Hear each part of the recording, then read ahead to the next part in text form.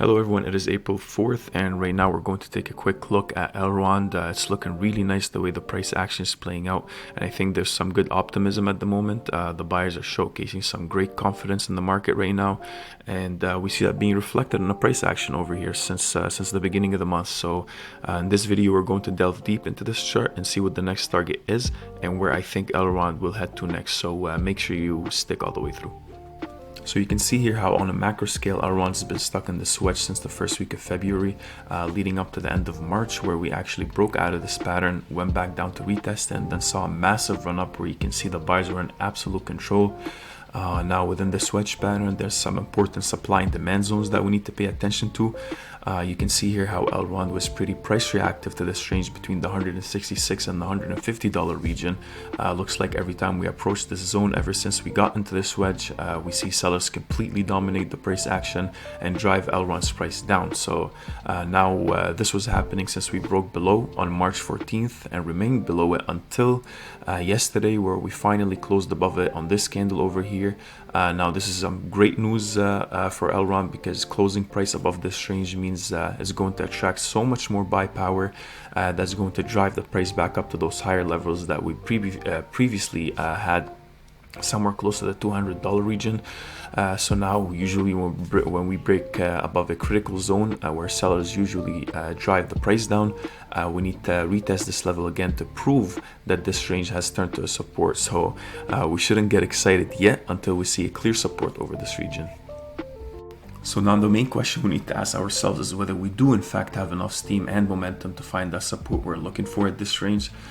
So now I'm looking at the 4-hour chart here, and you can see how on the 21 and the 55 EMA are always acting as either resistance or support, depending on whether we are above or below them. You can pinpoint here so many times where we reacted off of them. For example, here we break below, then we create a distance between the 21 EMA, go sideways only to meet it again and get rejected back down. Also, when we break above the 21 EMA, we go up, move sideways or pull back to retest it, find that support at it, then continue to push up. So you can see it here all over the chart. So with that being said, yesterday after we had this nice run up, we created that distance and fell back to it to find that support we're looking for. And you can see here on this candle where the sellers tried to drive the price below the 21 EMA, but buyers rejected that downward movement and pushed the price back up above the 21 EMA. So, and you can see here how the buyers acknowledged this movement in the next candle and actually continued to move the price up to almost 90% of this previous candle. Now in terms of the RSI, it looks like we have formed two higher lows already, and we're trying to test that third leg up. And looking at the stochastic RSI here, which is forecasting what the next move of your RSI will look like, we're all the way at the bottom now, signifying that the RSI should start moving upward again, which goes in line with that third leg up. And so you know, this is good for Elrond now, because it's showing you that that we are consistently maintaining an increased strength over time, and buyers are actually present at every dip, trying to accumulate more as time goes by. So to summarize all of this, looks like Elrond has some good strength. We're closing above those major ranges and we keep closing above. Support looks pretty clear and the volume is increasing, as you can see here. So now with all that being said, I think as soon as this retracement is completed and buyers start stepping in again, that's when we'll see that catalyzed movement upwards to this previous high we had at the $217.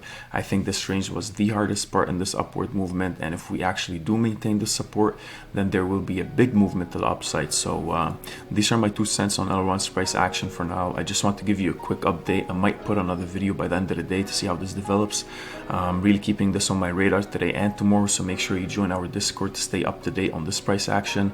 We post screenshots of our charts with our notes the whole time, and it's a lot quicker than uploading to YouTube. So if you enjoyed this video, please like and subscribe and comment whether you agree or disagree with my analysis here, so we can discuss it. Also, if you'd like to support us on Patreon, then check out the link in the description below. It will definitely help out with the channel.